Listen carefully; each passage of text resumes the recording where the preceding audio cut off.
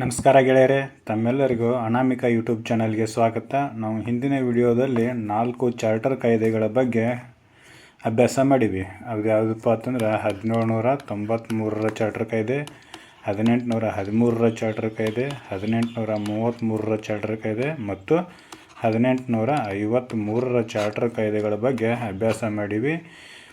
ಆಮೇಲೆ 1857ರಲ್ಲಿ ಪ್ರಥಮ ಭಾರತದ ಸ್ವತಂತ್ರ ಸಂಗ್ರಾಮ ನಡೆದು ಕಂಪನಿ ತನ್ನ ಅಧಿಕಾರವನ್ನು ಬ್ರಿಟಿಷ್ ಗೌರ್ಮೆಂಟಿಗೆ ಹಸ್ತಾಂತರ ಮಾಡ್ತೈತಿ.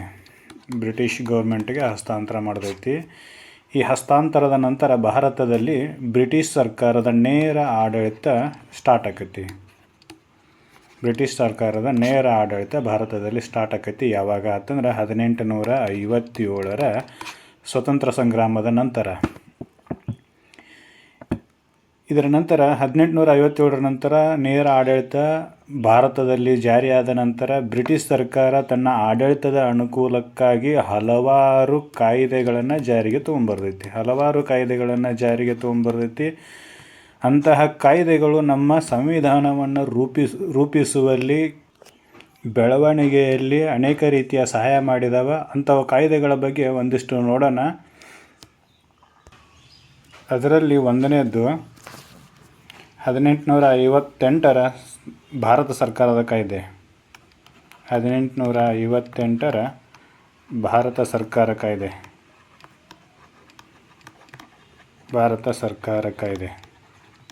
1857ರ ದಂಗೆಯ ನಂತರ ಮೊದಲ ಬಾರಿಗೆ ಭಾರತದಲ್ಲಿ ಬ್ರಿಟಿಷ್ ಸರ್ಕಾರ ಜಾರಿಗೆ ತೊಗೊಂಬಂದಿರತಕ್ಕಂಥ ಕಾನೂನು ಯಾವುದಪ್ಪ ಅಂತಂದ್ರೆ 1858ರ ಭಾರತ ಸರ್ಕಾರದ ಕಾಯ್ದೆ. ಈ ಕಾಯ್ದೆಯ ವಿಶೇಷತೆಗಳು ಏನೆಂಬುದನ್ನು ನೋಡೋಣ. ಒಂದನೇದು, ಈ ಕಾಯ್ದೆ ಕಂಪನಿಯ ಅಧಿಕಾರಗಳೆಲ್ಲವನ್ನು ಸರ್ಕಾರಕ್ಕೆ ಹಸ್ತಾಂತರಿಸುವಂತೆ ತಿಳಿಸಿತ್ತು.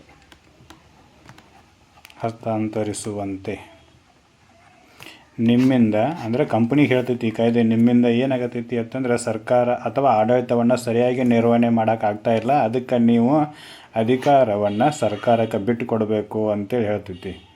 ಕಂಪನಿಯ ಅಧಿಕಾರವನ್ನು ಮೊಟಕುಗೊಳಿಸಿ ಸರ್ಕಾರದ ಜವಾಬ್ದಾರಿಯನ್ನು ಹೆಚ್ಚಿಸುವ ಕಾಯ್ದೆ ಇದಾಗಿತ್ತು. ಅಂದರೆ ಎಲ್ಲ ಕಂಪನಿಯ ಅಧಿಕಾರಗಳು, ಕಮರ್ಷಿಯಲ್ ಅಧಿಕಾರ ಆಗಿರ್ಬೋದು ಮತ್ತು ಆಡಳಿತದ ಅಧಿಕಾರ ಆಗಿರ್ಬೋದು ಅಥವಾ ರಾಜಕೀಯ ಅಧಿಕಾರಗಳೆಲ್ಲವನ್ನು ಕೂಡ ಬ್ರಿಟಿಷ್ ಸರ್ಕಾರಕ್ಕೆ ಹಸ್ತಾಂತರಿಸುವಂತೆ ಹೇಳಿತ್ತು. ಯಾವುದು ಈ ಕಾಯ್ದೆಯ ಮೊದಲನೇ ಕ್ರಮ. ಎರಡನೇ ಕ್ರಮ ಏನು ಕೈಗೊಳ್ತು ಅಂತಂದರೆ ಹಾಫ್ ಲೂಪ್ ಸಿಸ್ಟಮನ್ನು ರದ್ದು ಮಾಡಿತು. ಹಾಫ್ ಲೂಪ್ ಸಿಸ್ಟಮ್ ಅಂತ ಏನಿತ್ತಲ್ಲ ಅದನ್ನು ರದ್ದು ಮಾಡಿತು. ಅಂತಂದರೆ ಬೋರ್ಡ್ ಆಫ್ ಕಂಟ್ರೋಲರು ಆಮೇಲೆ ಕೋರ್ಟ್ ಆಫ್ ಡೈರೆಕ್ಟರು ಇವೆರಡು ಹುದ್ದೆಗಳನ್ನು 1784ರ ಪಿಟ್ಸ್ ಇಂಡಿಯಾ ಕಾಯ್ದೆಯಲ್ಲಿ ಸೃಷ್ಟಿ ಮಾಡಿದ್ರು ಆಡಳಿತದ ಅನುಕೂಲಕ್ಕಾಗಿ.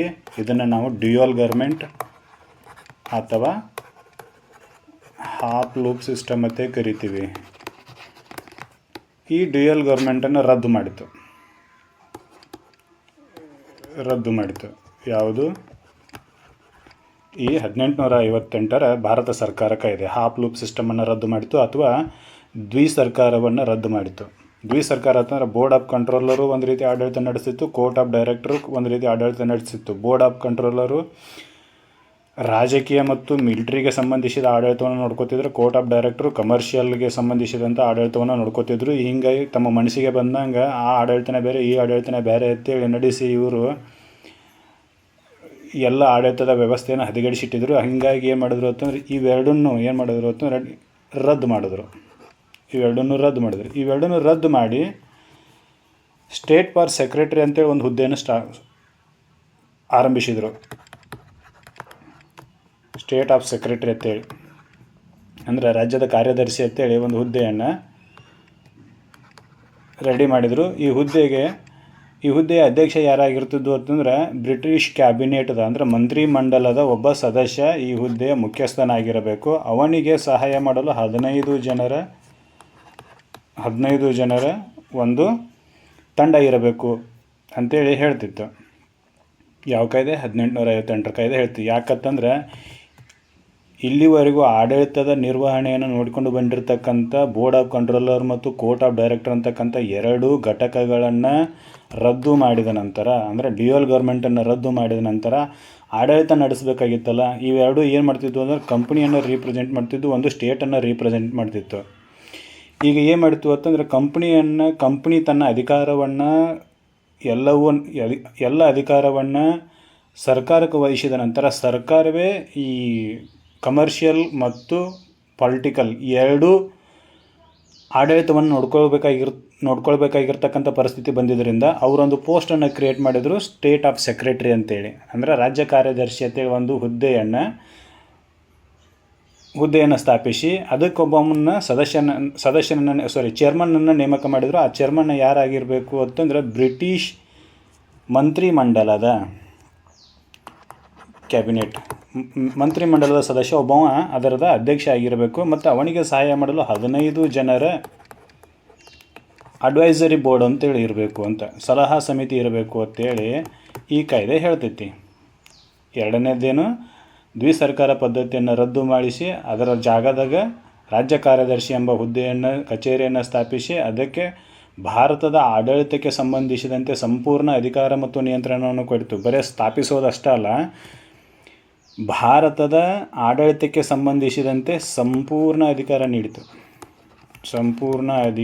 ನೀಡಿತು. ಅಂದರೆ ನೀ ಭಾರತದೊಳಗೆ ಏನು ನಡೆಯಾಕೈತೈತಿ, ಆಮೇಲೆ ಭಾರತ ಬ್ರಿಟಿಷಿನಿಂದ ಪಾಸಾಗಿ ಬಂದಿರತಕ್ಕಂಥ ಕಾನೂನುಗಳನ್ನ ಸರಿಯಾಗಿ ಪಾಲನೆ ಮಾಡೋಕತ್ತಾರೋ ಇಲ್ಲೋ, ಇವೆಲ್ಲಗಳ ಮೇಲ್ವಿಚಾರಣೆಯನ್ನು ಕೂಡ ಇದಕ್ಕೆ ಒಯ್ಕೊಟ್ರು. ಯಾರಿಗೆ? ಸ್ಟೇಟ್ ಆಫ್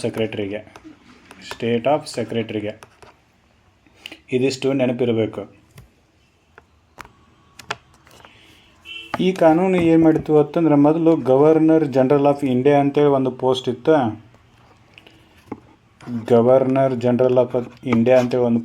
ಈ ಪೋಸ್ಟನ್ನು ರದ್ದು ಮಾಡಿತು. ಈ ಪೋಸ್ಟಿನ ಜಾಗದೊಳಗೆ governor general and viceroy of India ಅಂತೇಳಿ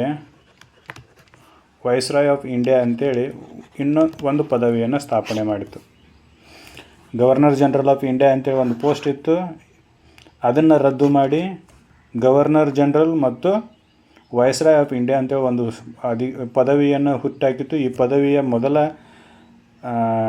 ಅಧಿಕಾರಿಯನ್ನು ನೇಮಕ ಮಾಡಿತು. ಆ ಅಧಿಕಾರಿ ಹೆಸರು ಲಾರ್ಡ್ ಕ್ಯಾನಿಂಗ್ ಅಂತೇಳಿ ಕರೀತಾರೆ. ಮೊದಲ ವೈಸ್ರಾಯ್ ಲಾರ್ಡ್ ಕ್ಯಾನಿಂಗ್. ಇವನನ್ನು ನೇಮಕ ಮಾಡಿತು.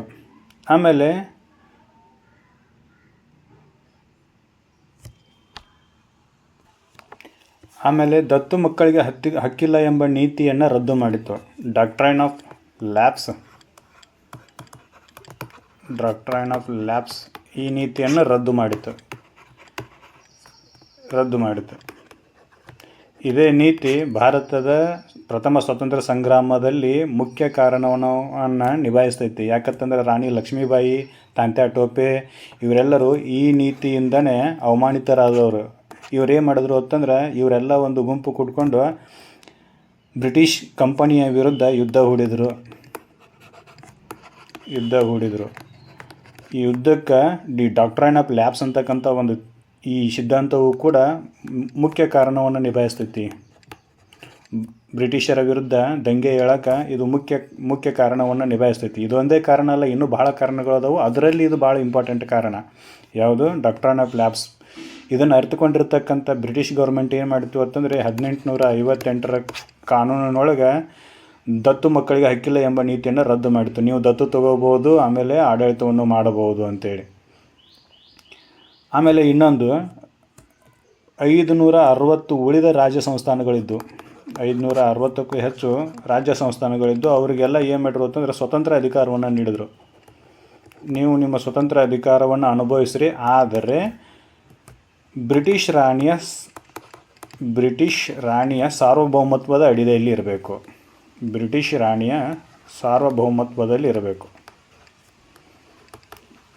ಇದೊಂದು ಕಂಡೀಷನ್ ಹಾಕಿದ್ರು ಅವರಿಗೆ. ಏನೋ ಉಳಿದ ರಾಜಮನೆತನದೊಳಗೆ ಸ್ವತಂತ್ರವಾಗಿ ಅಧಿಕಾರ ನಡೆಸೋಕೆ ಪರ್ಮಿಷನ್ ಕೊಟ್ಟರು.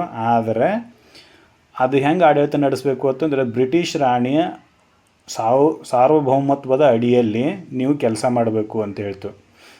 ಏನೇನು? ಒಂದನೇದು ಏನಪ್ಪ ಅಂತಂದರೆ ಬ್ರಿಟಿಷ್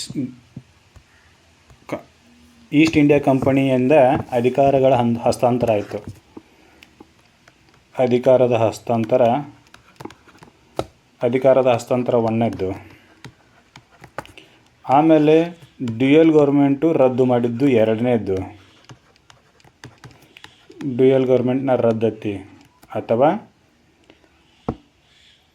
ಕೋರ್ಟ್ ಆಫ್ ಡೈರೆಕ್ಟರ್ ಮತ್ತು ಬೋರ್ಡ್ ಆಫ್ ಕಂಟ್ರೋಲ್ಗಳನ್ನು ರದ್ದು ಮಾಡಿದರು. ಈ ರದ್ದು ಮಾಡಿದ ಜಾಗದೊಳಗೆ ಏನು ಮಾಡಿದ್ರು ಅಂತಂದರೆ ಸ್ಟೇಟ್ ಆಫ್ ಸೆಕ್ರೆಟರಿ ಅಂತಕ್ಕಂಥ ಒಂದು ಪೋಸ್ಟನ್ನು ಹುಟ್ಟಾಕಿದ್ರು. ಅದಕ್ಕೆ ಕ್ಯಾಬಿನೆಟ್ನ ಒಬ್ಬ ಸದಸ್ಯ ಏನಾಗಿರಬೇಕು? ಅಧ್ಯಕ್ಷ ಆಗಿರಬೇಕು. ಅವನಿಗೆ 15 ಜನರ ಸಲಹಾ ಸಮಿತಿ ಇರಬೇಕು ಅಂತ ಹೇಳಿದ್ರು. ಸಲಹಾ ಸಮಿತಿ. ಇನ್ನು ಮೂರನೇದು ಕಂಪ್ನಿ ಇದಂತರೂ ಹೋಯ್ತು. ಅದಕ್ಕೆ ಗವರ್ನರ್ ಜನರಲ್ ಆಫ್ ಇಂಡಿಯಾನ ಜಾಗದೊಳಗೆ ಏನು ಮಾಡಿದ್ರು? ರಿಪ್ಲೇಸ್ ಮಾಡಿ ಏನು ಮಾಡಿದ್ರು ಅಂತಂದರೆ ಗವರ್ನರ್ ಜನರಲ್ ಮತ್ತು ವೈಸ್ರಾಯ್ ಆಫ್ ಇಂಡಿಯಾ ಅಂತೇಳಿ ಒಂದು ಪದವಿಯನ್ನು ಹುಟ್ಟಾಕಿದ್ರು. ಅದರ ಮೊದಲ ಪದವಿಗೆ ನೇಮಕಾದ ವ್ಯಕ್ತಿ ಯಾರಪ್ಪ ಅಂತಂದ್ರೆ ಲಾರ್ಡ್ ಕೆನ್ನಿಂಗ್.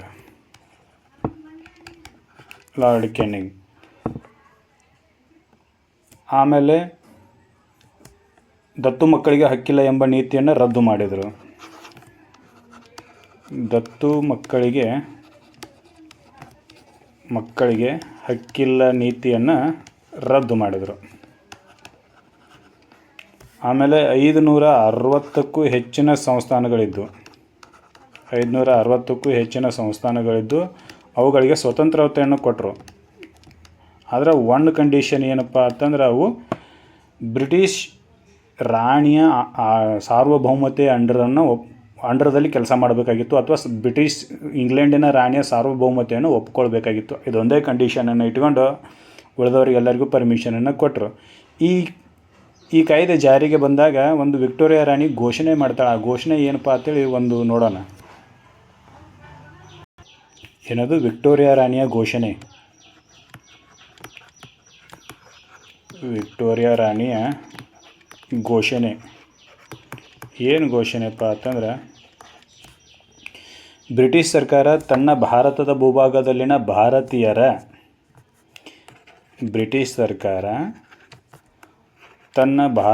ಭೂಭಾಗದಲ್ಲಿನ ಅಂದರೆ ಇಡೀ ಇಂಡಿಯಾನು ಅವ್ರ ಅಂಡರ್ದಾಗ ಬಂದಿರಲಿಲ್ಲ. ಅದಕ್ಕೆ ಅವರು ಭಾಳ ಸ್ಪಷ್ಟವಾಗಿ ಬರೀತಾರೆ, ತನ್ನ ಭಾರತದ ಭೂಭಾಗದಲ್ಲಿನ ಜನರ ಪದ್ಧತಿ, ಧರ್ಮ ಮತ್ತು ಸಾಮಾಜಿಕ ಸ್ಥಿತಿಗತಿಗಳಲ್ಲಿ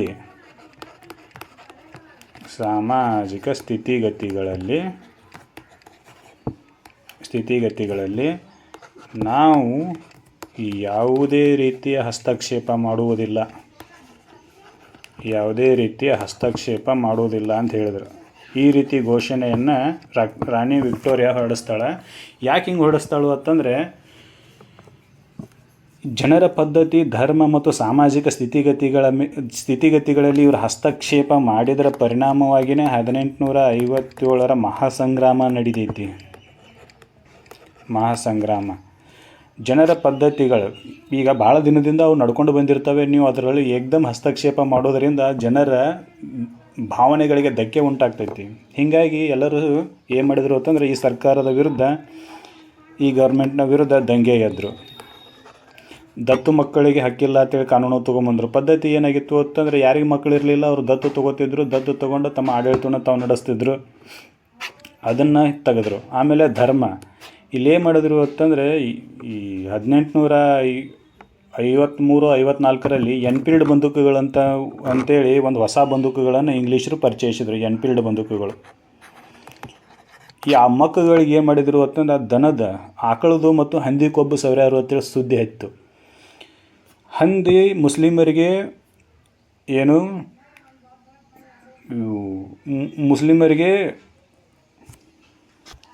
ವರ್ಜಿತ ಪ್ರಾಣಿ.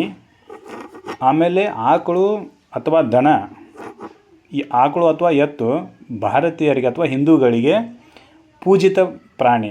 ಇವೆರಡರ ದನದ ಕೊಬ್ಬುಗಳನ್ನು ಬಾಯಲ್ಲಿ ಹಾಕಿ ಕಡಿಯೋದು ಎರಡೂ ಜನಾಂಗಕ್ಕೆ ಸರಿ ಬರಲಿಲ್ಲ. ಇವರಿಬ್ಬರು ಕೂಡ್ಕೊಂಡೇ ಏನು ಮಾಡಿದ್ರು ಅಂತಂದ್ರೆ ಈ ಬ್ರಿಟಿಷ್ ಸರ್ಕಾರದ ವಿರುದ್ಧ ದಂಗೆಯನ್ನು ಹೂಡಿದರು. ಈ 1857 ದಂಗೆಯಲ್ಲಿ ಬ್ರಿಟಿಷ್ ಸರ್ಕಾರದ ವಿರುದ್ಧ ಹಿಂದೂ ಮತ್ತು ಮುಸ್ಲಿಮರು ಕೂಡಿ ನಡೆಸಿರ್ತಕ್ಕಂಥ ದಂಗೆ ಇದು. ಇಬ್ಬರು ಕೂಡ ಬ್ರಿಟಿಷರನ್ನು ಗುಮ್ತಾರೆ.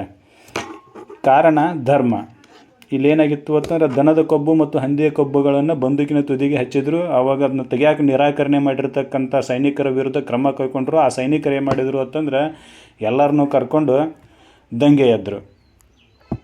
ಇದು ಬ್ರಿಟಿಷ್ ಸರ್ಕಾರಕ್ಕೆ ಎಷ್ಟು ನಷ್ಟವನ್ನು ಉಂಟು ಮಾಡಿತು ಅಂತಂದ್ರೆ ಈಸ್ಟ್ ಇಂಡಿಯಾ ಕಂಪನಿಗೆ ಎಷ್ಟು ನಷ್ಟವನ್ನು ಉಂಟು ಮಾಡಿತು ಅಂತಂದ್ರೆ ಮುಂದೊಂದು ದಿನ ಅದು ತನ್ನ ಅಧಿಕಾರವನ್ನು ಕಳ್ಕೊಂಡು ಹೋಗ್ತೈತಿ. ಕಳ್ಕೊಂಡು ಎಲ್ಲ ಅಧಿಕಾರವನ್ನು ಬ್ರಿಟಿಷ್ ಸರ್ಕಾರಕ್ಕೆ ಒಪ್ಪಿಸ್ತೈತಿ. ಬ್ರಿಟಿಷ್ ಸರ್ಕಾರ ಏನು ಮಾಡಿತು ಅಂತಂದರೆ ಹೆದರಿ ರಾಣಿ ವಿಕ್ಟೋರಿಯಾ ಮೂಲಕ ಒಂದು ಡಿಕ್ಲರೇಷನನ್ನು ಮಾಡ್ತಾರೆ. ಏನಪ್ಪ ಅಂತಂದ್ರೆ ನಾನು ನಿಮ್ಮ ಪದ್ಧತಿ, ಧರ್ಮ ಮತ್ತು ಸಾಮಾಜಿಕ ವ್ಯವಸ್ಥೆಗಳಲ್ಲಿ ಯಾವುದೇ ರೀತಿ ಹಸ್ತಕ್ಷೇಪ ಮಾಡೋದಿಲ್ಲ ಅಂತೇಳಿ. ಇಲ್ಲಿ ಏನು ಮಾಡಿದರು ಅಂತಂದ್ರೆ ಇದಕ್ಕಿಂತ ಮೊದಲು ಧರ್ಮ ಪರಿವರ್ತನೆ ಅಂತಕ್ಕಂಥ ಒಂದು ಕೆಲಸವನ್ನು ಇವರು ಮಾಡಿದರು. ಪ್ರೊಸೆಲಿಟೈಸಿಂಗ್ ಕೆಲಸ ಮಾಡಿದ್ರು, ಧರ್ಮ ಪರಿವರ್ತನೆ ಕೆಲಸ ಮಾಡಿದರು. ಏನಪ್ಪ ಅಂತಂದ್ರೆ ತಂದೆಯಿಂದ ಮಗಗೆ ಆಸ್ತಿ ಹೋಗಬೇಕು ಅಂತಂದ್ರೆ ನೀನು ಕ್ರಿಶ್ಚಿಯನ್ ಆದಿ ಅಂತಂದ್ರೆ ಅಷ್ಟೇ ನಾನು ನಿಮ್ಮ ಆಸ್ತಿಯನ್ನು ಹಸ್ತಾಂತರ ಮಾಡ್ತೀವಿ, ಇಲ್ಲಾದ್ರೆ ಮಾಡೋಂಗಿಲ್ಲ ಅಂತೇಳಿ ಇಂಥದ್ದು ಕೆಲವೊಂದಿಷ್ಟು ರೂಲ್ಸ್ಗಳನ್ನು ತೊಗೊಂಬಂದಿದ್ರು. ಈ ಎಲ್ಲ ಪದ್ಧತಿಗಳಿಂದ ಬೇಸತ್ತ ಭಾರತೀಯರು ಏನು ಮಾಡಿದರು ಅಂತಂದ್ರೆ 1857 ದಂಗೆ ಎದ್ದು ಬ್ರಿಟಿಷರನ್ನು ಒದೆಯುವ ಕೆಲಸ ಮಾಡಿದರು.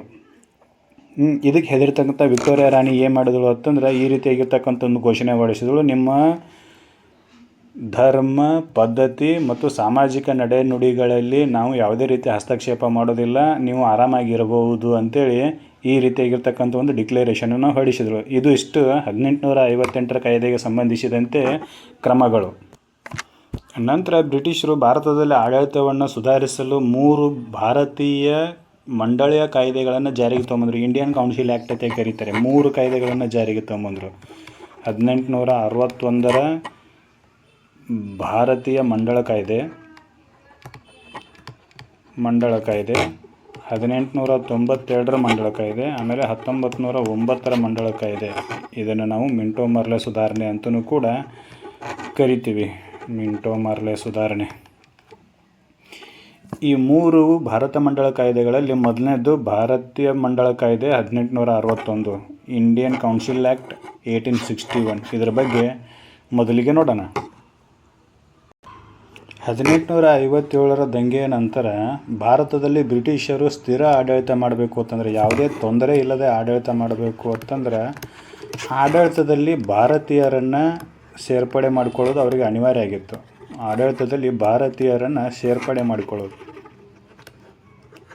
ಅವರಿಗೆ ಅನಿವಾರ್ಯ ಆಗಿತ್ತು. ಆ ಕಾರಣದಿಂದ ಆಡಳಿತದಲ್ಲಿ ಭಾರತೀಯರನ್ನು ಸೇರ್ಪಡೆ ಮಾಡಿಕೊಳ್ಳೋ ಸಲುವಾಗಿ ಈ ಕಾಯ್ದೆಯನ್ನು ಜಾರಿಗೆ ತೊಗೊಂಬಂದರು. ಇದ್ರಾಗ ಏನು ಮಾಡಿದ್ರು ಅಂತಂದ್ರೆ ಫಸ್ಟ್ನೇದ್ದು ಆಡಳಿತದ ವಿಕೇಂದ್ರೀಕರಣಕ್ಕೆ ಹೆಜ್ಜೆ ಇಟ್ಟರು. ಮೊದಲು ಏನು ಮಾಡಿದರು ಅಂತಂದ್ರೆ 1773 ರೆಗ್ಯುಲೇಟಿಂಗ್ ಆ್ಯಕ್ಟ್ನಲ್ಲಿ ಬಾಂಬೆ ಮತ್ತು ಮದ್ರಾಸ್ ಪ್ರೆಸಿಡೆನ್ಸಿಗಳನ್ನು ಬೆಂಗಾಲದ ಅಂಡರ್ದಾಗ ತೊಗೊಂಬಂದಿದ್ರು.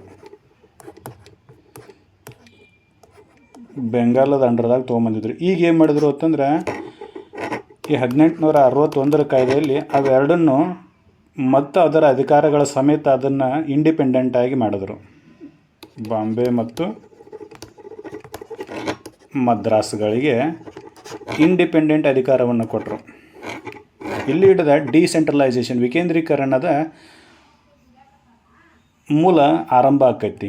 ಆಮೇಲೆ ಇದನ್ನು ಅಷ್ಟೇ ಮಾಡೋದಲ್ಲದೆ ಬೆಂಗಾಲ್ ಅಂತಕ್ಕಂಥ ಇನ್ನೊಂದು ಪ್ರೆಸಿಡೆನ್ಸಿಯನ್ನು ಆರಂಭ ಮಾಡಿದ್ರು. ಆಮೇಲೆ ನಾರ್ತ್ ವೆಸ್ಟ್ ಫ್ರಂಟಿಯರ್ ಪ್ರಾವಿಷನ್ ಅಂತೇಳಿ ಅದನ್ನು ಒಂದು ಹೊಸದು ಪ್ರಾಂತ್ಯಗಳನ್ನು ಸ್ಥಾಪನೆ ಮಾಡಿ ಅವಕ್ಕೂ ಕೂಡ ಲೆಜಿಸ್ಲೇಟಿವ್ ಅಧಿಕಾರಗಳನ್ನು ಕೊಟ್ಟರು, ಶಾಸನೀಯ ಅಧಿಕಾರಗಳನ್ನು ಕೊಟ್ಟರು.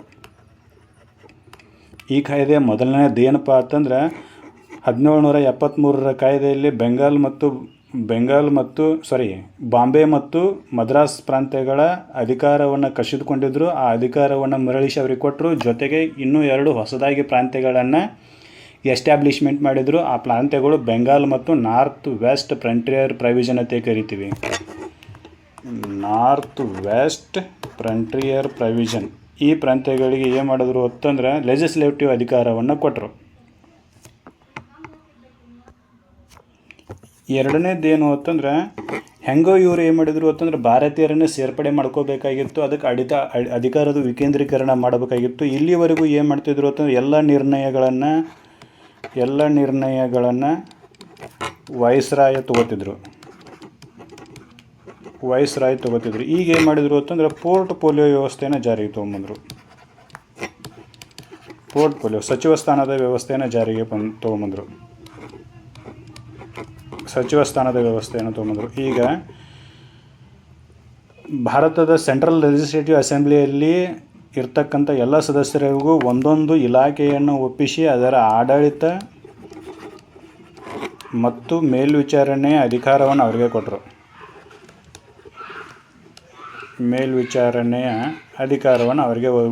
ಒಪ್ಪಿಸಿದರು. ಇಲ್ಲಿ ತನಕ ಏನಾಕಿತ್ತು ಅಂತಂದರೆ ಎಲ್ಲ ನಿರ್ಣಯಗಳನ್ನು ಗವರ್ನರ್ ಜನರಲ್ ಮತ್ತು ವೈಸ್ರಾಯರೇ ತೊಗೋತಿದ್ರು. ಇವೆರಡೂ ಪದವಿ ಒಬ್ಬನೇ ಇರ್ತಾನೆ. ಎರಡೂ ಪದವಿಗೂ ಒಬ್ಬನೇ ಇರ್ತಾನೆ ಅಧಿಕಾರಿ. ಅವನ ಹೆಸರು ಕಾಮನ್ವಾಗಿ ನಾವೇನಂತ ಕರಿತೀವಿ ಅಂದರೆ 1858ರಿಂದ ವೈಸ್ರಾಯ್ ಅಂತೇಳಿ ಕರಿತೀವಿ. ಈ ವೈಸ್ರಾಯನ ಏನು ಮಾಡ್ತಿದ್ದ ಅಂತಂದರೆ ಎಲ್ಲ ಅಧಿಕಾರಗಳನ್ನು ತನ್ನ ಹತ್ರನೇ ಇಟ್ಕೊಂಡು ಆಡಳಿತವನ್ನು ನಡೆಸ್ತಿದ್ದ. ಈಗ ಆಡಳಿತದ ವಿಕೇಂದ್ರೀಕರಣ ಮಾಡಬೇಕಾಗಿರೋದ್ರಿಂದ ಏನು ಮಾಡಿದ ಅಂತಂದ್ರೆ ಪೋರ್ಟ್ಫೋಲಿಯೋ, ಈ ಸದ್ಯಕ್ಕೆ ಮಂತ್ರಿ ಮತ್ತು ಮಂತ್ರಿಮಂಡಲದ ವ್ಯವಸ್ಥೆ ಹೆಂಗೆ ಜಾರಿಯಲ್ಲಿ ಐತಲ್ಲ ಹಾಗೇನೆ ಪೋರ್ಟ್ಫೋಲಿಯೋ ವ್ಯವಸ್ಥೆ 1861 ತೊಗೊಂಡ್ಬಂದರು. 1861 ಏನು ತೊಗೊಂಬಂದರು, ಪೋರ್ಟ್ಫೋಲಿಯೋ ವ್ಯವಸ್ಥೆಯನ್ನು ತೊಗೊಂಬಂದರು. ಅದನ್ನ ಕನ್ಫರ್ಮ್ ಮಾಡಿದ್ರು. ಎಲ್ಲರಿಗೂ ಏನು ಮಾಡಿದ್ರು ಅಂತಂದ್ರೆ ಸಚಿವ ಸ್ಥಾನವನ್ನು ಕೊಟ್ಟರು. ಒಬ್ಬೊಬ್ಬ ಸಚಿವ ಒಂದೊಂದು ಇಲಾಖೆಗೆ ಸಂಬಂಧಿಸಿದಂತೆ, ಈಗೂ ಹಾಗೆ ಇದೆಯಲ್ಲ, ಈ ಹಣಕಾಸು ಸಚಿವ ಹಣಕಾಸು ಇಲಾಖೆಗೆ ಸಂಬಂಧಿಸಿದಂತೆ, ಕೃಷಿ ಸಚಿವ ಕೃಷಿ ಇಲಾಖೆಗೆ ಸಂಬಂಧಿಸಿದಂತೆ ಹೆಂಗೆ ನಿರ್ಣಯ ಮತ್ತು ಕೆಲಸಗಳನ್ನು ಮಾಡುತ್ತಾನೋ ಹಾಗೇ 1861ರಲ್ಲಿಯೂ ಕೂಡ ಆಯಾ ಇಲಾಖೆಗಳಿಗೆ ಸಂಬಂಧಿಸಿದ ಸಚಿವರು ನಿರ್ಣಯ ಮತ್ತು ಮೇಲ್ವಿಚಾರಣೆ ಮತ್ತು ಅದರ ಬಗ್ಗೆ ಆಡಳಿತವನ್ನು ನೋಡ್ಕೊಂಡು ಹೋಗ್ತಿದ್ರು. ಇದು ಎರಡನೇದ್ದು ಏನು ಪೋರ್ಟ್ಫೋಲಿಯೋ ವ್ಯವಸ್ಥೆಯನ್ನು ಜಾರಿಗೆ ತೊಗೊಂಬಂದಿರೋದು. 1861ರ ಸರ್ಕಾರಿ ಸುಧಾರಣೆಗಳಲ್ಲಿ, ಭಾರತ ಮಂಡಳದ ಕಾಯ್ದೆಯಲ್ಲಿ ಸುಧಾರಣೆಗಳಲ್ಲಿ ತಂದಿರತಕ್ಕಂಥ ಎರಡನೇದ್ದು. ಒಂದನೇದ್ದು ಬಾಂಬೆ ಮತ್ತು ಮದ್ರಾಸ್ ಪ್ರಾಂತ್ಯಗಳಿಗೆ ಶಾಸನೀಯ ಅಧಿಕಾರಗಳನ್ನು ಮತ್ತೆ ರಿಸ್ಟೋರ್ ಮಾಡಿದ್ದು, ಜೊತೆಗೆ ಬೆಂಗಾಲ್ ಮತ್ತು ನಾರ್ತ್ ವೆಸ್ಟ್ ಫ್ರಂಟಿಯರ್ ಪ್ರಾವಿಷನ್ಗಳನ್ನು ಸ್ಥಾಪನೆ ಮಾಡಿ ಅವಕ್ಕೂ ಕೂಡ ಶಾಸನೀಯ ಅಧಿಕಾರಗಳನ್ನು ನೀಡಿರೋದು. ಎರಡನೇದ್ದು ಸಚಿವ ಸ್ಥಾನದ ವ್ಯವಸ್ಥೆಯನ್ನು ಪರಿಚಯಿಸಿರೋದು, ಪೋರ್ಟ್ಫೋಲಿಯೋ ವ್ಯವಸ್ಥೆಯನ್ನು ಪರಿಚಯಿಸಿರೋದು. ಭಾರತದ ಮೂರನೇ ಇಂಪ್ಲಿಮೆಂಟೇಷನ್ ಏನು ಮಾಡಿದ್ರು ಅಂತಂದರೆ ಲೆಜಿಸ್ಲೇಟಿವ್ ಕೌನ್ಸಿಲ್ಗಳಿಗೆ ಭಾರತೀಯರನ್ನು ನೇಮಕ ಮಾಡಿಕೊಂಡ್ರು. ಇಲ್ಲಿವರೆಗೂ ಲೆಜಿಸ್ಲೇಟಿವ್ ಕೌನ್ಸಿಲ್ಗಳಿಗೆ ಯಾವುದೇ ರೀತಿಯಾಗಿರ್ತಕ್ಕಂಥ ಭಾರತೀಯರು ಇರಲಿಲ್ಲ. ಈಗ ಭಾರತೀಯರನ್ನು ಸೆಂಟ್ರಲ್ ಲೆಜಿಸ್ಲೇಟಿವ್ ಕೌನ್ಸಿಲ್ಗೆ ಆಯ್ಕೆ ಮಾಡಿಕೊಂಡ್ರು. ಅದು ಹೆಂಗೆ, ನಾನ್ ಆಫೀಸಿಯಲ್ ಸದಸ್ಯರನ್ನು ನೇಮಕ ಮಾಡಿಕೊಂಡ್ರು. ನೇಮಕ ಮಾಡಲಾಯಿತು. ಅಂತ ನಾನ್ ಆಫೀಷಿಯಲ್ ಸದಸ್ಯರು ಯಾರಪ್ಪ ಅಂತಂದ್ರೆ ಬನಾರಸ್ನ ರಾಜ, ಪಟಿಯಾಲಾದ ಮಹಾರಾಜ, ಆಮೇಲೆ ಸರ್ ದಿನಕರ್ ರಾವ್ ಅಂತೇಳಿ ಈ ಮೂರು ಜನನ ಏನು ಮಾಡಿದ್ರು ಅಂತಂದರೆ ಸೆಂಟ್ರಲ್ ಲೆಜಿಸ್ಲೇಟಿವ್ ಅಸೆಂಬ್ಲಿಗೆ ನೇಮಕವನ್ನು ಮಾಡಿದರು. ಯಾರು, ವೈಸ್ರಾಯರವರು. ಇಲ್ಲಿವರೆಗೂ ಸೆಂಟ್ರಲ್ ಲೆಜಿಸ್ಲೇಟಿವ್ಗೆ ಬರೀ ಇಂಗ್ಲೀಷರೇ ನೇಮಕ ಆಗ್ತಿದ್ರು. ಈಗ ಏನು ಮಾಡಿದ್ರು ಅಂತಂದರೆ ಭಾರತೀಯರನ್ನು ಕೂಡ ಈ ಆಡಳಿತ ವ್ಯವಸ್ಥೆಗೆ ಸೇರಿಸ್ಕೊಳ್ಳೋ ಸಲುವಾಗಿ ಏನು ಮಾಡಿದ್ರು ಅಂತಂದರೆ ನಾನ್ ಆಫೀಷಿಯಲ್ ಮೆಂಬರ್ಸನ್ನಾಗಿ ಇವರನ್ನು ನೇಮಕ ಮಾಡಿಕೊಂಡ್ರು. ಏನಿದು ನಾನ್ ಆಫೀಷಿಯಲ್ ಮೆಂಬರ್ಸ್ ಅಂತಂದರೆ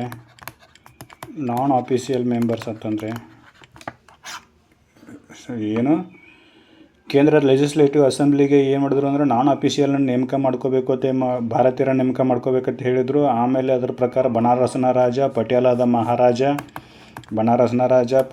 ಮಹಾರಾಜ ಮತ್ತು ದಿನಕರ್ ರಾವ್ ಅವರನ್ನು ನೇಮಕ ಮಾಡಿಕೊಂಡ್ರು. ಹಾಗಾದರೆ ಇದು ಏನು ನಾನ್ ಆಫೀಷಿಯಲ್ ಮೆಂಬರ್ಸ್ ಅಂತಂದರೆ ಏನು ಅಂತಂದರೆ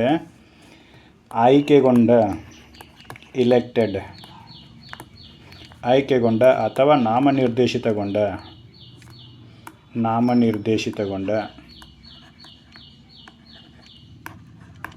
ನಾಮಿನೇಟೆಡ್ ಸರ್ಕಾರ ಅಥವಾ ಕಾರ್ಯಾಂಗದ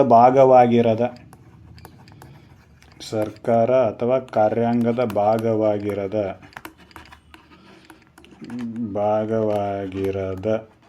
not a part of the government or executive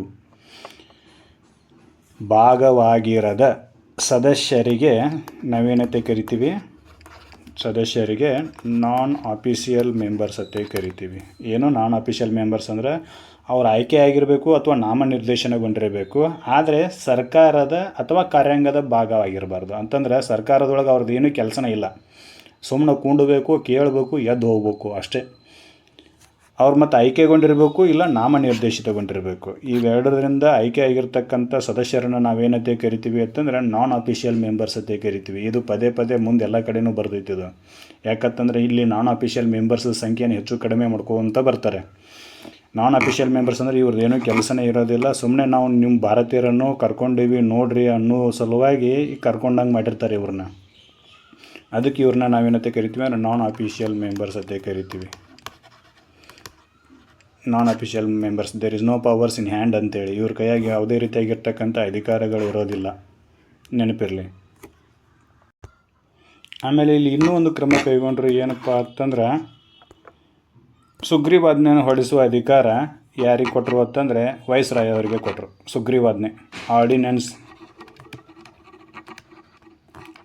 ಹೊರಡಿಸು. ಈ ಆರ್ಡಿನೆನ್ಸ್ ಈ ಸದ್ಯ ಈಗ ನಮ್ಮಲ್ಲಿ ಚಾಲ್ತಿನೆಲ್ಲ ಇಲ್ತಿ. ನಮ್ಮಲ್ಲಿ ಕೂಡ ಸಂಸತ್ತು ಅಧಿವೇಶನದಲ್ಲಿಲ್ಲದೇ ಇರುವಾಗ ತುರ್ತು ಪರಿಸ್ಥಿತಿಗಳನ್ನು ನಿಭಾಯಿಸಲು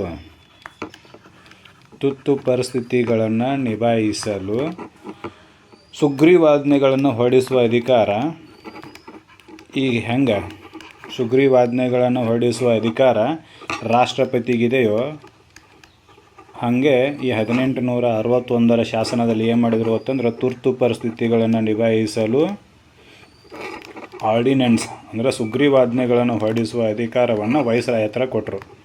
ಇಲ್ಲಿ ಒಂದು ಡಿಫ್ರೆನ್ಸ್ ಅಷ್ಟೇ, ಇಲ್ಲಿ ವೈಸ್ರಾಯ ಮಂತ್ರಿಮಂಡಲದ ಸಲಹೆಯನ್ನು ಮೀರಿಯೂ ಕೂಡ ಆರ್ಡಿನೆನ್ಸನ್ನು ಜಾರಿಗೆ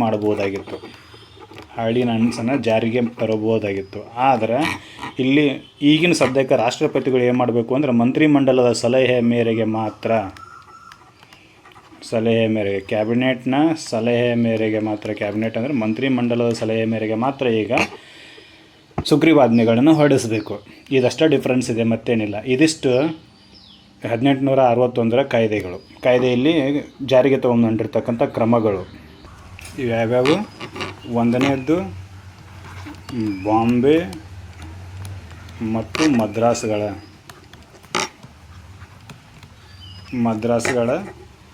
ಆಡಳಿತವನ್ನು, ಶಾಸನೀಯ ಅಧಿಕಾರಗಳನ್ನು ಅವುಗಳಿಗೆ ಮರಳಿಸಿಕೊಟ್ಟಿರೋದು. ಜೊತೆಗೆ ಬೆಂಗಾಲ್ ಮತ್ತು ನಾರ್ತ್ ವೆಸ್ಟ್ ಫ್ರಂಟಿಯರ್ ಪ್ರಾವಿಷನ್ಗಳನ್ನು ಸ್ಥಾಪನೆ ಮಾಡಿ ಅವುಗಳಿಗೂ ಕೂಡ ಲೆಜಿಸ್ಲೇಟಿವ್ ಪವರನ್ನು ಕೊಟ್ಟರು, ಶಾಸನೀಯ ಅಧಿಕಾರಗಳನ್ನು ಕೊಟ್ಟರು. ಇದು ಒಂದನೆಯ ಕ್ರಮ. ಇನ್ನು ಎರಡನೆಯದ್ದು ಸಚಿವ ಸ್ಥಾನದ ವ್ಯವಸ್ಥೆಯನ್ನು ಜಾರಿಗೆ ತೊಗೊಂಬಂದರು, ಪೋರ್ಟ್ಫೋಲಿಯೋ ವ್ಯವಸ್ಥೆ. ಇದು ಎರಡನೆಯ ಕ್ರಮ. ಇನ್ನು ಮೂರನೆಯದ್ದು ಆಡಳಿತದಲ್ಲಿ ಭಾರತೀಯರನ್ನು ನೇಮಕ ಮಾಡುವ ಸಲುವಾಗಿ ಏನು ಮಾಡಿದರು ಅಂತಂದ್ರೆ ನಾನ್ ಆಫೀಷಿಯಲ್ ಮೆಂಬರ್ಸನ್ನು ಮಂಡಳಿಗಳಿಗೆ ನೇಮಕ ಮಾಡಿದರು. ಇನ್ನು ಮೂರನೇದು ತುರ್ತು ಪರಿಸ್ಥಿತಿಯಲ್ಲಿ ಆರ್ಡಿನೆನ್ಸನ್ನು ಹೊರಡಿಸುವ ಪವರನ್ನು ವೈಸ್ರಾಯಗನೇ ಕೊಟ್ಟರು. ಇವಿಷ್ಟು ಮೇನ್ ಸಬ್ಜೆಕ್ಟ್ಗಳು 1861 ಕಾಯ್ದೆಯಲ್ಲಿ ಜಾರಿಗೆ ಬಂದಿರೋದು. ಇವಿಷ್ಟು ನೆನಪಿದ್ರೆ ಸಾಕು. ಇನ್ನು 1892 ಭಾರತದ ಮಂಡಳ ಕಾಯ್ದೆ. ಈ ಕಾಯ್ದೆಯನ್ನು ಬ್ರಿಟಿಷರು ಯಾಕೆ ಜಾರಿಗೆ ತಗೊಂಬಂದರು ಅಂತಂದ್ರೆ 1885 ಕಾಂಗ್ರೆಸ್ನ ಸ್ಥಾಪನೆಯಾಗಿ ಕಾಂಗ್ರೆಸ್ನವ್ರು ಏನು ಮಾಡಕತ್ತಿದ್ರು ಅಂತಂದರೆ ಭಾರತದಲ್ಲಿನ ಯುವಕರಿಗೆ ರಾಜಕೀಯ ಜ್ಞಾನವನ್ನು ಕೊಡಕತ್ತಿದ್ರು. ಯಾರಿಗೆ? ಯುವಕರಿಗೆ ರಾಜಕೀಯ ಜ್ಞಾನವನ್ನು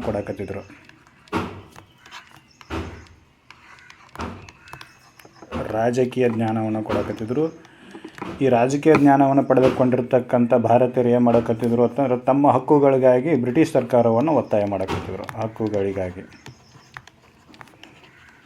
ಬ್ರಿಟಿಷ್ ಸರ್ಕಾರವನ್ನು ಒತ್ತಾಯ ಮಾಡಕತ್ತಿದ್ರು. ನಾವು ನಿಮ್ಮ ಆಡಳಿತದಲ್ಲಿ ನಾವು ಇಷ್ಟ ಬಂದಂಗೆ ಇರೋಕ್ಕಾಗತ್ತಿಲ್ಲ, ಅದಕ್ಕೆ ನಿಮಗೆ ಸರಿಯಾಗಿ ಆಡಳಿತ ಮಾಡೋಕ್ಕೆ ಬರತ್ತಿಲ್ಲ, ಅಥವಾ ನಮ್ಮ ಕಷ್ಟಗಳನ್ನು ನಿಮಗೆ ಯಾರೂ ಸರಿಯಾಗಿ ಹೇಳಕತ್ತಿಲ್ಲ. ಯಾಕಂತಂದರೆ ನಿಮ್ಮ ಮಂಡಳಿಯಲ್ಲಿ ಯಾರೂ ಕಷ್ಟಗಳನ್ನು ಹೇಳುವಂಥ ಸಂಖ್ಯೆಗಳು ಅಥವಾ ಕಷ್ಟಗಳನ್ನು ನಿಮಗೆ ಅರ್ಥ ಮಾಡಿಸುವಂಥ ಯಾವ ಜನರು ನಿಮ್ಮಲ್ಲಿ ಇಲ್ಲ. ಇದ್ರೂ ಅವರು ಕಡಿಮೆ ಸಂಖ್ಯೆಯಲ್ಲಿ ಅದಾರ.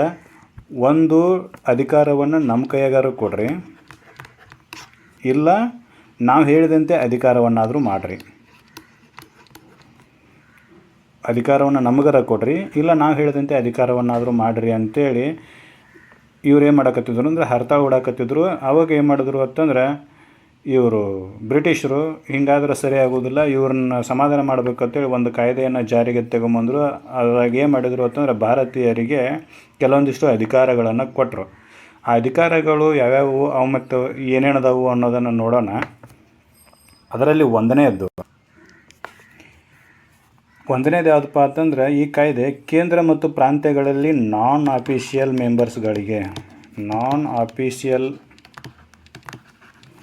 ಮೆಂಬರ್ಸ್ಗಳ ಸಂಖ್ಯೆಯನ್ನು ಹೆಚ್ಚಿಗೆ ಮಾಡಿತು.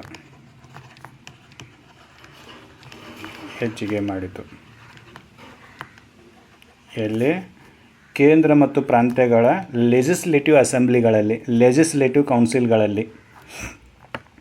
ಅದರಲ್ಲಿ ಕೇಂದ್ರದಲ್ಲಿ ಏನಾಗಿತ್ತು ಅಂತಂದ್ರೆ ಕಡಿಮೆ ಅಂದರು 16 ಜನ, ಹೆಚ್ಚು ಅಂತಂದ್ರೆ ಕಡಿಮೆ ಅಂದರೆ 10 ಜನ, ಹೆಚ್ಚು ಅಂತಂದ್ರೆ 16 ಜನ ಇರಬೇಕು ಅಂತ ಹೇಳ್ತು. ಅಂದ್ರೆ 10ಕ್ಕಿಂತ ಕಡಿಮೆ ಇಲ್ಲದ, 16ಕ್ಕಿಂತ ಜಾಸ್ತಿ ಇಲ್ಲದ ನಾನ್ ಆಫೀಷಿಯಲ್ ಮೆಂಬರ್ಸ್ಗಳು ಕೌನ್ಸಿಲ್ನಲ್ಲಿ ಇರಲೇಬೇಕು ಅಂತ ಹೇಳಿದರು. ಕೌನ್ಸಿಲ್ನಲ್ಲಿ ಇರಬೇಕು ಅಂತ.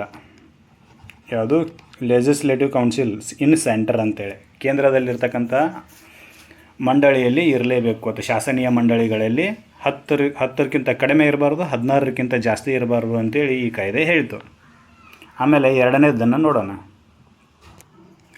ಎರಡನೇದು ಏನಪ್ಪ ಅಂತಂದ್ರೆ ಪ್ರತಿನಿಧಿ ವ್ಯವಸ್ಥೆಯನ್ನು ಜಾರಿಗೆ ತೊಗೊಂಬಂದರು.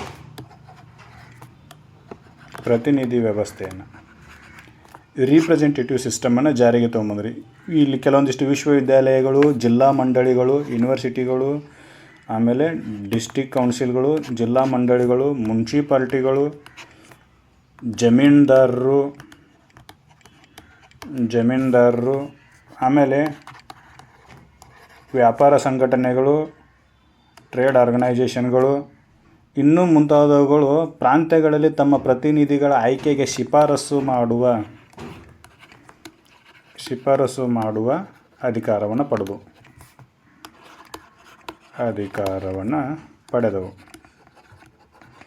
ಇದನ್ನು ನಾವು ರೀಪ್ರೆಸೆಂಟೇಟಿವ್ ಅಂತೀವಿ. ಡೈರೆಕ್ಟಾಗಿ ನಾವೇ ಹೋಗೋದಿಲ್ಲ, ನಮ್ಮ ಬದಲಿಗೆ ಯಾರನ್ನಾರೋದನ್ನು ಒಬ್ಬರನ್ನ ಕಳಿಸೋದು. ಅದಕ್ಕೆ ರೀಪ್ರೆಸೆಂಟೇಟಿವ್ ಗೌರ್ಮೆಂಟ್ ಈಗಲೂ ಕೂಡ ಜಾರಿಯಲ್ಲಿದೆ.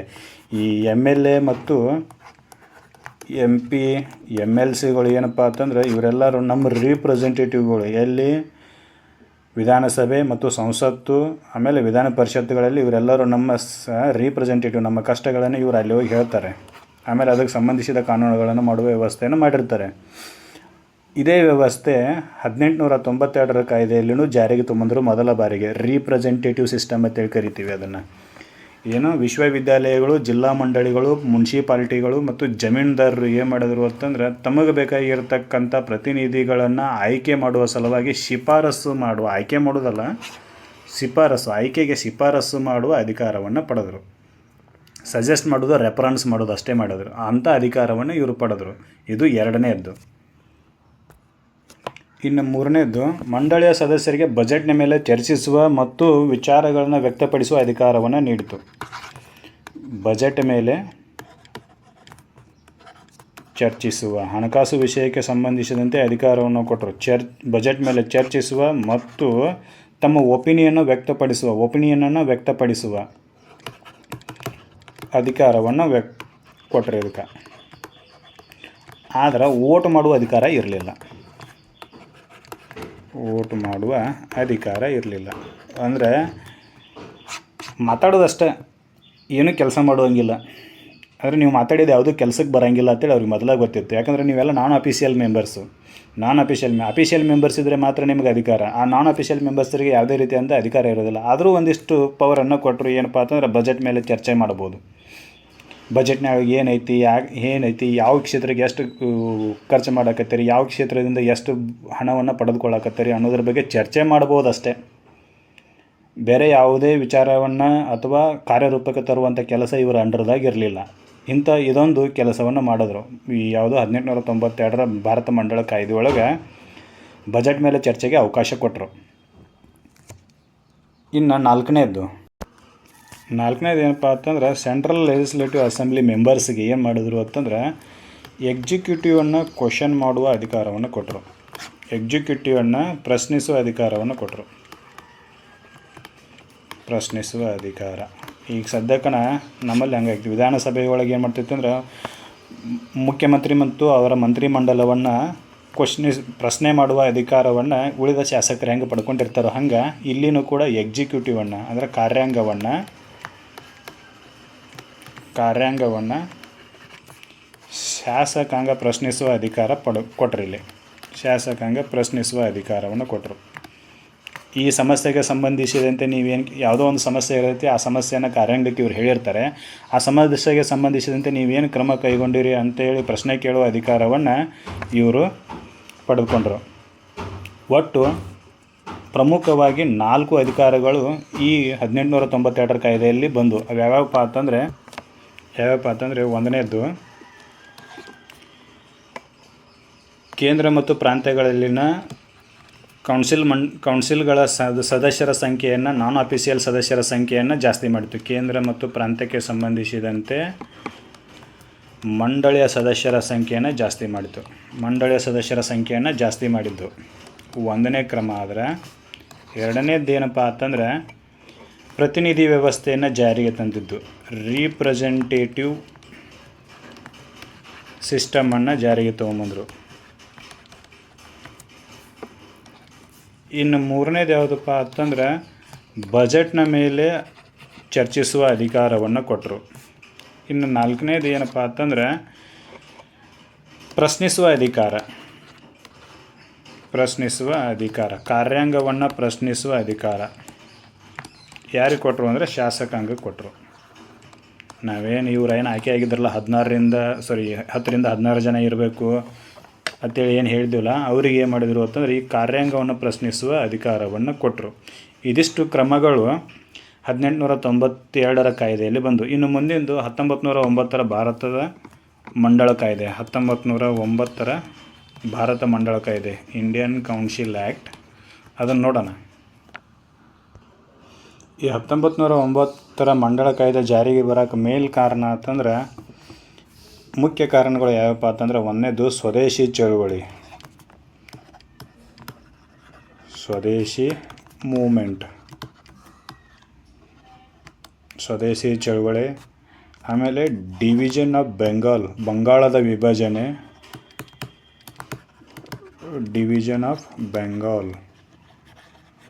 ಬಂಗಾಳದ ವಿಭಜನೆ. ಆಮೇಲೆ ಮುಸ್ಲಿಂ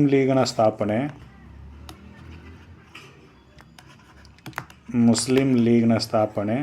ಇವೆಲ್ಲದರ ಪರಿಣಾಮವಾಗಿಯೇ ಯಾವುದು 1909ರ ಮಿಂಟೋ ಮಾರ್ಲೆ ಸುಧಾರಣೆಗಳು ಜಾರಿಗೆ ಬರ್ತವೆ. ಮಿಂಟೋ ಮಾರ್ಲೆ ಸುಧಾರಣೆಗಳು, ರಿಫಾರ್ಮ್ಸ್ ಜಾರಿಗೆ ಬರ್ತವೆ. ಅವೇನೇನು ಅಂತೇಳಿ ನೋಡೋಣ. ಈ 1906ರಲ್ಲಿ ಏನಾಗಿರ್ತೈತಿ ಅಂತಂದ್ರೆ ಹೋಮ್ ರೂಲ್ಗೆ ಅಂದ್ರೆ ಸ್ವ ಆಡಳಿತಕ್ಕೆ ಅಥವಾ ಸ್ವದೇಶಿ ಆಡಳಿತಕ್ಕೆ ಕಾಂಗ್ರೆಸ್ ಡಿಮ್ಯಾಂಡ್ ಮಾಡಿತ್ತು.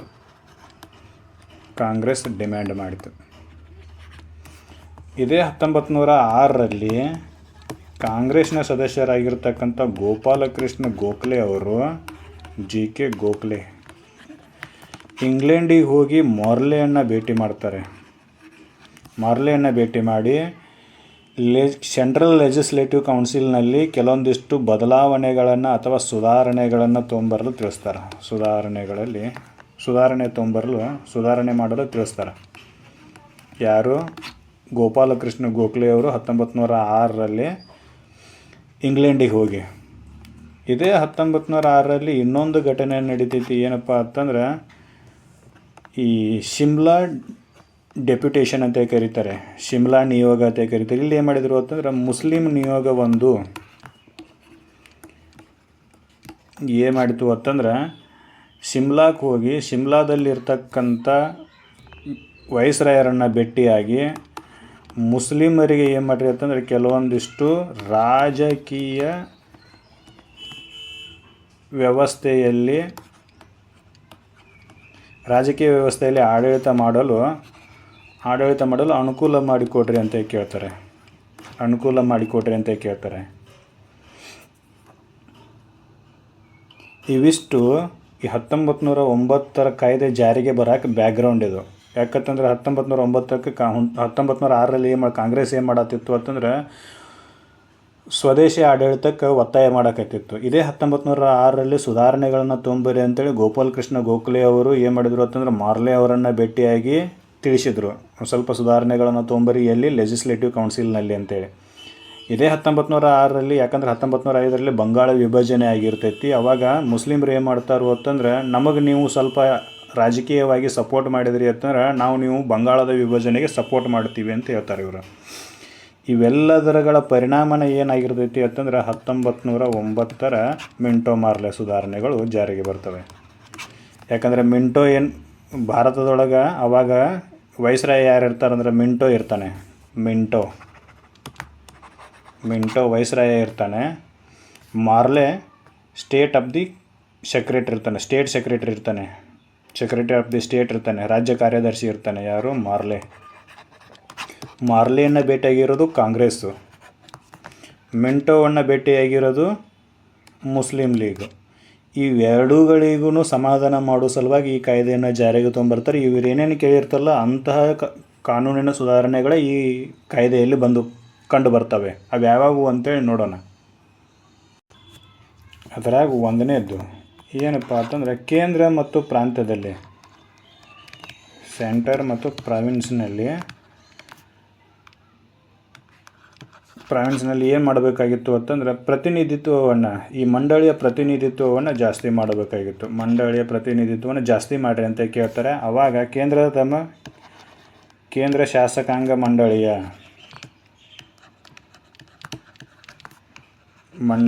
ಸಂಖ್ಯೆಯನ್ನು 16ರಿಂದ 60ಕ್ಕೆ ಏರಿಸ್ತಾರೆ. ಇದು ಗೋಪಾಲಕೃಷ್ಣ ಗೋಖಲೆ ಅವರ ಬೇಡಿಕೆ.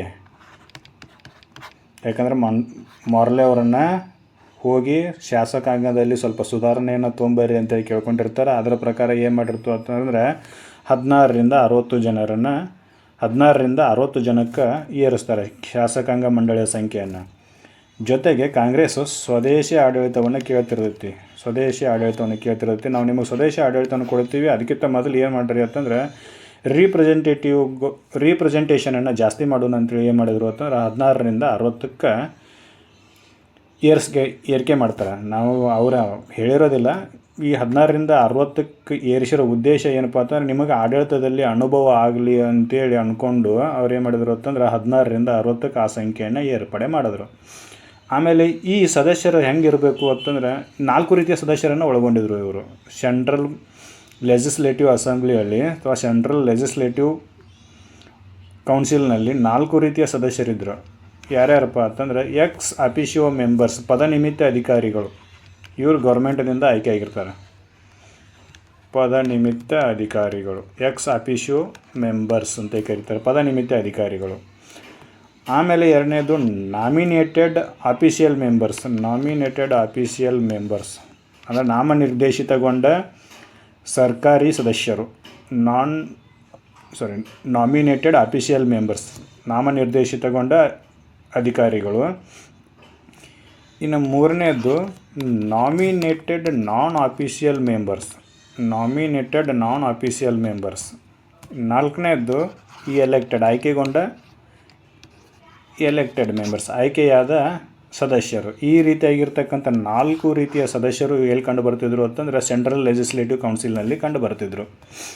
ಈ 16ರಿಂದ 60ರ ಸಂಖ್ಯೆಯಲ್ಲಿ ಈ 4 ರೀತಿಯ ಸಂಖ್ಯೆಗಳು ಕಂಡು ಬರ್ತಿದ್ವು. ಇನ್ನು ಎರಡನೇ ಕ್ರಮ ಏನು ಕೈಗೊಂಡ್ರು ಅಂತಂದ್ರೆ ಕೋಮು ಮತಕ್ಷೇತ್ರಗಳ ವಿಂಗಡಣೆಯನ್ನು ಮಾಡಿದರು ಅಥವಾ ಕೋಮು ಪ್ರತಿನಿಧಿತ್ವವನ್ನು ಕಾನೂನೀಕರಣಗೊಳಿಸಿದರು ಈ ಕಾಯ್ದೆಯಲ್ಲಿ. ಎರಡನೇದೇನು ಕಮ್ಯುನಲ್ ರೀಪ್ರೆಸೆಂಟೇಷನನ್ನು ಕೊಟ್ಟರು.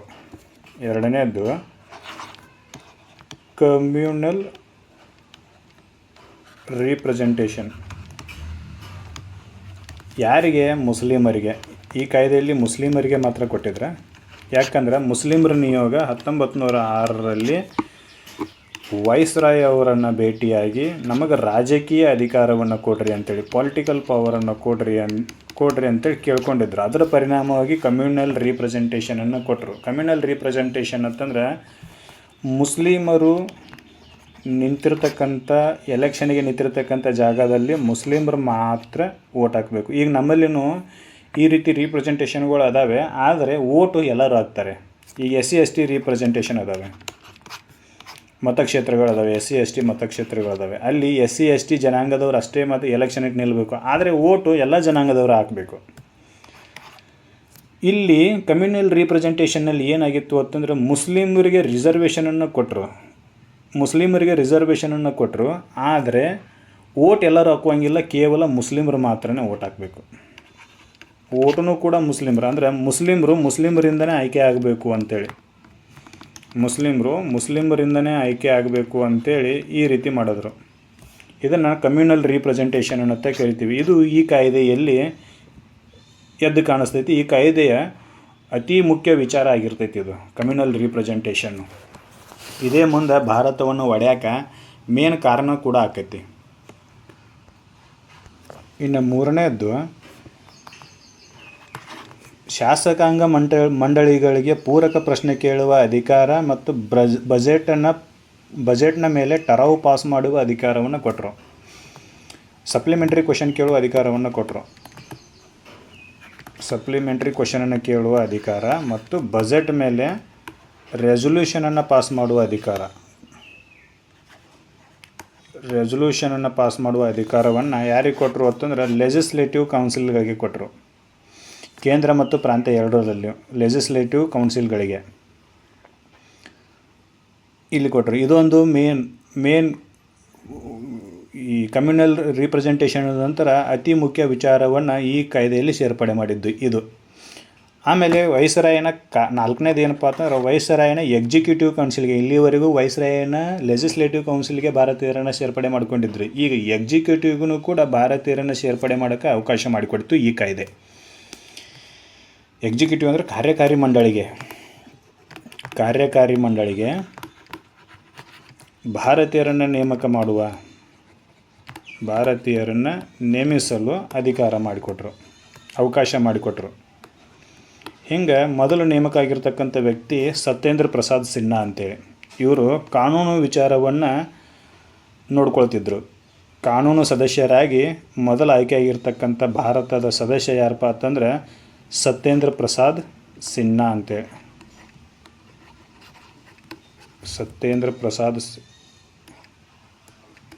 ಸತ್ಯೇಂದ್ರ ಪ್ರಸಾದ್ ಸಿನ್ಹಾ ಅಂತೇಳಿ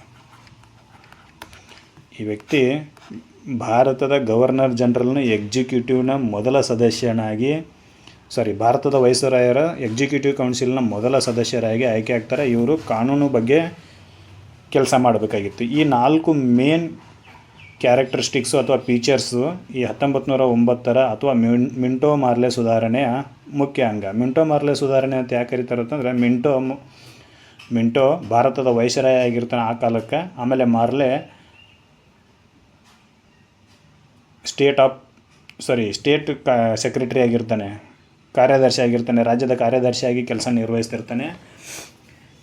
ಇವರಿಬ್ಬರ ಹೆಸರ ಮೇಲೇ ಈ ಸುಧಾರಣೆಗಳು ಜಾರಿಗೆ ಬರ್ತವೆ. ಇದಿಷ್ಟು ಇವತ್ತಿನ ವಿಡಿಯೋದಲ್ಲಿ ನಿಮಗೆ ತಿಳಿಸಿಕೊಡಲಾಗಿದೆ. ಈ ವಿಡಿಯೋದಲ್ಲಿ ನೀಡಲಾಗಿರ್ತಕ್ಕಂಥ ಮಾಹಿತಿ ನಿಮಗೆಲ್ಲ ಇಷ್ಟ ಆದರೆ ಈ ಮಾಹಿತಿಯನ್ನು ನಿಮ್ಮ ಫ್ರೆಂಡ್ಸ್ಗಳಿಗೆ ಶೇರ್ ಮಾಡಿರಿ, ಆಮೇಲೆ ಸಬ್ಸ್ಕ್ರೈಬ್ ಮಾಡಿರಿ ಅಂತ ಹೇಳ್ತಾ ಇಲ್ಲಿಗೆ ಈ ವಿಡಿಯೋವನ್ನು ಮುಗಿಸ್ತೀನಿ. ಧನ್ಯವಾದಗಳು.